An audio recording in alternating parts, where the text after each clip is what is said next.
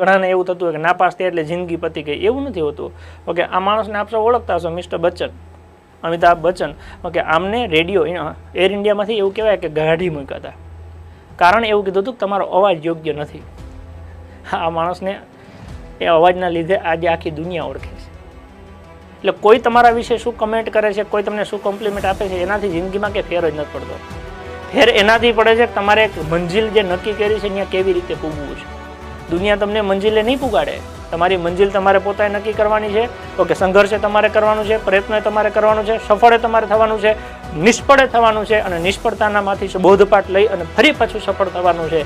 આ સંઘર્ષ આપણો છે, પરિણામ આપણે ભોગવવાનું છે, તો મહેનત પણ આપણી જ હોવી જોઈએ.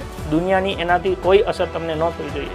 કોઈ તમારે બે વખાણ કરે કે તમારા વિશે કોઈ ખોટી વાત કરે, વખાણમાં તમને ફેર ન પડવો જોઈએ, ખોટી વાતમાં તમને ફરક ન પડવો જોઈએ. તો કે તમારી મંજિલ ફિક્સ હોવી જોઈએ, મારે ત્યાં પૂગવું છે, બસ ગમે થાય.